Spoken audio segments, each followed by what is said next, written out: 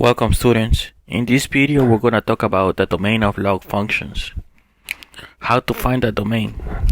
So let's look at some examples.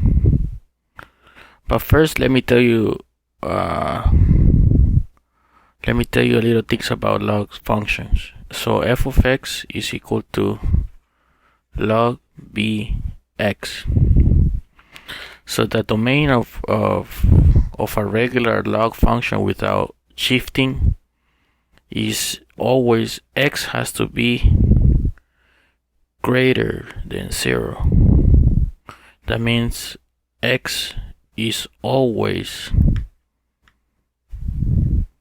positive.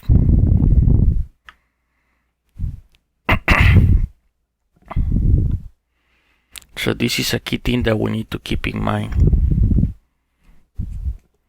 So now let's look at the examples.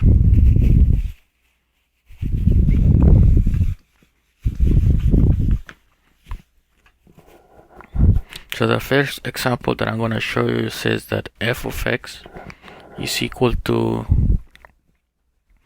log of phi x plus phi.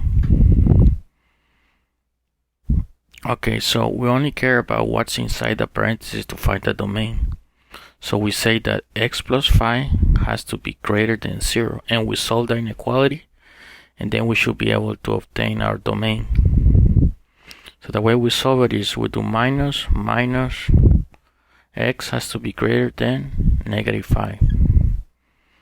So this is our answer, but we can write it in a set notation, which is like this: x such that x is in negative phi to infinity.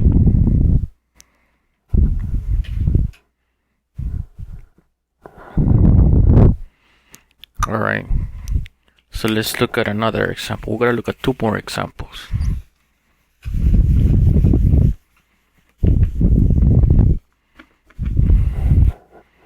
The next example says that log of phi minus x.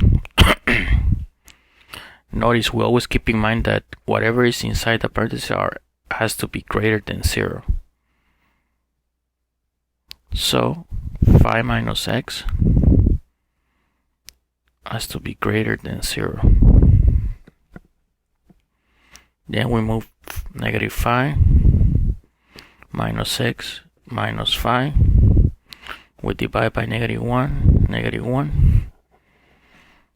Whenever we divide by a negative, the inequality changes. The symbol changes from greater to less than. So that would be phi. So this is our answer, x less than phi. That's our domain. But we can write it like this as well: x such that x is in negative infinity, comma, phi.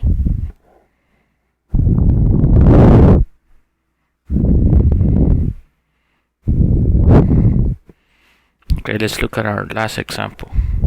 Last example has a rational function inside the parentheses, so let's see how we can solve that. The way we're going to solve it is by using a technique from rational functions.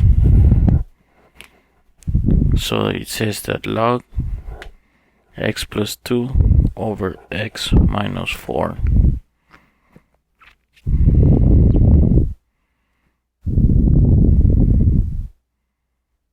So let's find the domain of this. So remember, x plus 2 and x minus 4 has to be greater than 0. The way we do it in two steps. First step, numerator has to be set to 0. So x plus 2 equals 0. That means that x is equal to negative 2. Second step, set the denominator equal to 0. So x minus 4 equals 0. This implies that x is equal to 4. Final step is to draw a number line, and then we put these ones here, -2, 4.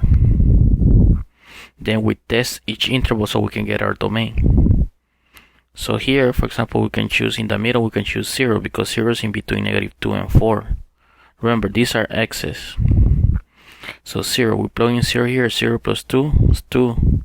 0 minus 4 is -4, so 2 over -4, that's negative, so this is less than 0. That means that we don't want this, because we want positive. So let's choose -3. -3 plus 2, that's -1. -1 over -7, that's positive. So that means that this is greater than 0 here. Here we can choose 5. 5 plus 2, 7. 5 minus 4, 1. So 7 over 1, that's positive. Alright, so we found them. So we find the interval. So the interval has to be domain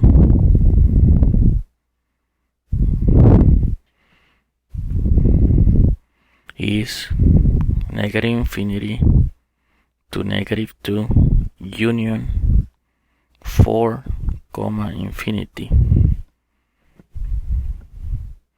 Because anything below -2 and anything above 4. That's what this is saying here. So this is our final answer. So thank you very much, students. That's all I wanted to show you. I wanted to show you how to find the domain of log functions. Thank you very much.